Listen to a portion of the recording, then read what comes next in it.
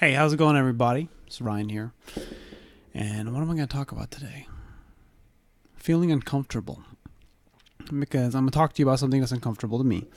And it's probably kind of silly. It's embarrassing. But I know that you'll be able to relate.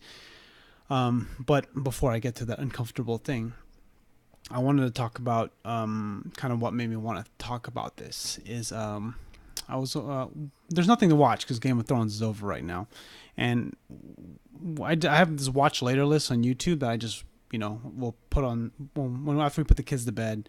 We'll watch TV or we'll watch YouTube videos, and I try to put something on that's interesting to my wife that we can enjoy. And then there was this video of Mariah Carey. She's 47 now, and she has gained a lot of weight, right? Everybody does in their those times as they get older. And we were looking at her, and that's what my wife said. She's gained a lot of weight, and she's going through her closet, right? It's like the top trending video on YouTube, or it was anyway. And I just remember her in a video where she was hot, like just freaking gorgeous, right? And it was fantasy from I think the Daydream album. So look that up. It's freaking it's so old. It's like not in HD, right? Anyways, it's an amazing video because she's on roller skates and she just looks gorgeous. And so we get into this thing where we're just playing all these 90s music. 1996, right? That's when the number one song was the Macarena. Some stuff on the billboards for hot songs list was Ironic by Alanis Morissette, You Were Meant for Me by Jewel.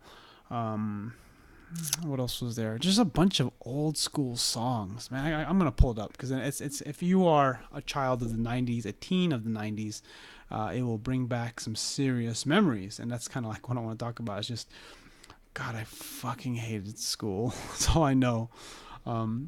Or the feelings I had to deal with. Okay, so number one is 1996 top 100 singles of 1996, and it's the Billboard chart. I gotta just show you this because then you'll just look at this. It's just kind of funny.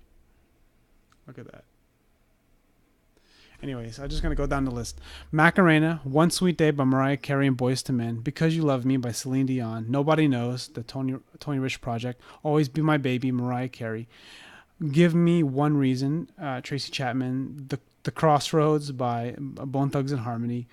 What else is on here that was part of my childhood? Ironic, Alanis Morissette. What else is there? LL Cool J, Hey Lover, Lounging. Goo Goo Dolls, Name. Who Will Save Your Soul, Jewel. Just these songs, right? And we're watching fantasy, right? And we're just watching these music, and then we're just remembering our high school years. And I remember, so we're playing these videos, I get this feeling of nostalgia, right? And I get all these feelings of just feeling sick to my stomach, right? When me and my wife were dating, one thing that I did, which was a complete no-no, which kind of upset her at the time, was I made the CD for a girl, right? And I basically, this girl that I liked, and then I gave her basically the same CD. I did change it a little bit, but it was basically the same CD. I guess I was trying to fool myself into believing that I wasn't giving the exact copy by changing some songs. So anyways, this is what happens when you're 16 or 14 years old. You have these hormones raging and you think you're in love, right? And that's the kind of person I was. So the embarrassing thing, getting into this video 4 minutes in now, was I remember going to my first dance. It was in middle school. I was in 7th grade. It was a Halloween dance. And I'm actually really afraid to dance. It's not my thing. It actually makes me feel silly just talking about it, right? And I remember going to this middle school dance in 7th grade. Had this like ghost mask that you see from Scream. I didn't really wear it, but everyone was basically doing like bumping and grinding. That was like the song back then. And I just, this was like 1994 maybe. And I didn't dance. I just walked around. I didn't even go against the wall. And I had that feeling of thinking about how much I hated or disliked school. I hated it. I disliked it. And that whole process of just being a teenager, looking back, it's so stupid and so silly, right? But it's a coming of age where you just go through this process of shit and it's not even that difficult. I had food, I had a roof over my head, but I had this problem with girls. I didn't know how to talk to girls. And they're really, there's a happy ending because I'm happy and I'm married, I have kids and everything's good. But like throughout that process, it's like a grind, right? It's, that's why, suicide and people, just basically as teenagers, like the worst time where you just make things bad, where you just makes problems bigger than they are, with all the hormones raging. And I'm telling you this, because it really does make me feel uncomfortable. It actually makes me feel kind of sick to my stomach. Because I have this, I've never been into dancing. It's not my thing. I love music like anybody else, but it's just something that I find as a flaw. Like there's something wrong with me, and that's one of those things that I just wanted to say, right? I think that's the problem. Like we all have something wrong with us, or something we feel that's wrong with us. And when you say it out loud and you talk it out loud, you still feel embarrassed, but I know there's someone out there that can kind of connect with me and can probably feel a similar situation, or at least feel that way. And it's, I go back there and I think about it, it brought me back. It's because I was thinking a lot about just like, even now, like to this day, I still don't like connecting with people. I'm very uncomfortable around people. It's, so I kind of created this sort of wall, right? And it's sort of interesting. I don't even know why I'm talking about this. It's just, I wanted to talk about something that makes me uncomfortable, because the reality is like if you watched my previous video, I think, let me look it up real quick. It was, I don't even know what it was. Someone made a really good comment about it, which was really good. He sums it up pretty good. Muin via Fitness, he says, we don't even know we are making excuses, and a lot of the time we want to avoid how difficult and uncomfortable things are in our life. We avoid them. Exercise. Those are simple stuff, dieting, having difficult conversations. But when you actually get in front of the situation, you don't even, and part of you knows you need to confront it, but you don't know how, or you try to, and it just all falls apart. And you don't even know why you can't do it properly. And I really didn't know where I was going to go with this. I just know that, I don't know, I wrote another quote that I have on my phone here that I wanted to read to you was, what the fuck was it? I gotta pull this up. It's like a video like this won't even make it sometimes. That's why I don't even edit, because if I edit, I'm going to change my mind and I won't post it. None of us have an objective perspective of reality, Ben Hardy. And why am I mentioning this? Because, self-awareness is really important. Like if you want to get better, you have to know what you're not good at, and a lot of the time in whatever you're doing, there's a bottleneck in what you're doing. And exercise, using training as a good metaphor, like deadlifting as an example for me, there might be something with the lockout, something with grip strength, could be setup, could be mobility, but you can't fix all of it at once, right? You will, but then there's one point that you need to fix.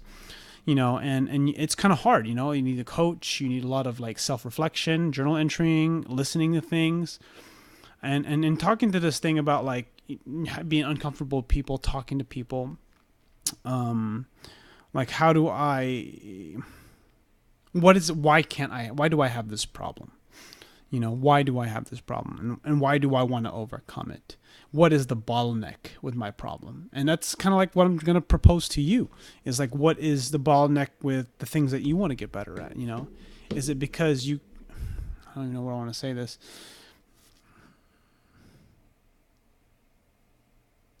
There's just really no easy way to know if you're full of shit. That's why you need good people around you. The people that get ahead the fastest are the ones that are able to take feedback, take lots of feedback and respond in a constructive manner, in a way that benefits them, right? Because when we do, but the problem is a lot of the stuff that we have problems with, we don't want to confront, and I'm kind of the type of person when I coach people to just kind of be all up in your face and sort of just tell it like how it is. And it's not it's effective a good amount of the time, but it's effective a lot of the time because I have such few interactions with people. I can rub someone the wrong way and it'll make them think, because it'll fucking bother them for a while. I'm sure it does. Whereas, With other people, like my friends, it's different because they know me so well. So it's not the same. I remember having this discussion with a trainer, and I was driving him to BART. It was kind of interesting, actually. We were talking about getting clients and stuff, and he said something like, I don't know. He sounded like he was making excuses, but he wasn't. So I couldn't really call him out on excuses. All I knew is I knew what his sales were, and I just knew that they weren't good. And in my head, it's not about what manager wants you to do. It's about making a living, right? And being able to be a good trainer. That's just the truth of the matter is, if you're overweight or if you're not making ends meet, there's something you're missing. There's something you're not doing, and you gotta basically wake the fuck up. And and I'm going to connect this to kind of what I'm talking about with what I'm uncomfortable with, is because you got to wake the fuck up with what you just don't fucking understand, or what's holding you back. You have to freaking deal with it. You have to deal with the feedback, because I've gotten so much feedback from my people that are close to me that they don't outright say I'm abrasive, right? They don't say that actually they do say I'm an asshole. But see, when someone calls me an asshole, I've already kind of come to the conclusion that I am an asshole. So there's really it doesn't mean anything anymore, right? It's just more I'm an asshole, and they're just being a dick, or I'm being a dick, right? I mean, the point is that being able to know when you're getting consistent bad feedback, or the feedback you don't want, or the responses you don't want, means that you need to make an adjustment in something you want to do if you want to move to the next level, because it's so easy to just say, oh, I'm introverted. Oh, I'm just not comfortable around people. Oh, I'm... whatever. You just, in a way, excuses, but it's just more like it's okay that if you're introverted, it's okay if you have these tendencies, but you don't put yourself in a box. You find a way to get around it. You find a way to, and that's how you do it. Some, like for me, I mean, think of it like this. This is what in powerlifting, going back to training. One of the things that made training difficult for me, or the deadlift, was I made lots of progress gripping and ripping. Right. And I got so good to a point where I could do 405 deadlifts for like 15 reps. I was that explosive. I had the leverages for high reps and the high 300s and low 400 pounds. But when it came up to 500, I can deadlift it, but I couldn't get multiple reps because grip and rip doesn't work when the weight is that heavy. You have to push the weight to the ground. You have to keep everything tight. So I had to sort of, not only did I didn't have a bottleneck, and I'm sure I had a bottleneck in muscles, but the bigger bottleneck was really in technique and teaching. I needed to be able to learn I had to change everything. So I had to sort of start over with the way I pulled. Instead of trying to rip it off the ground with yelling, I actually had to kind of have a more methodical approach. Same thing with squatting. You just learn that as you make progress towards a heavier and heavier weight, people get injured because you're sort of shortcutting the things that you're basically skipping levels, and you're learning that it's like when someone wins the lottery, right? And that's why they lose all the money, because they don't know how they can't make it because they don't know how to make the money, right? So when you skip a level, you end up losing it all. Or in this case, in training, getting to a high level, high weight that most people can't attain, and then getting hurt because you skipped the level, you skipped the technique, and you can't really. There's no way around it unless you need coaching. You need some sort of really deep reflection, or a combination of both. Or in a way, when you interact with people, that in itself is coaching. It's not direct coaching like you're having someone give you a consultation, but the way people respond to you is a form of coaching. It gives you a sense. You don't have to overanalyze it, but you just want to kind of be aware of what's going on.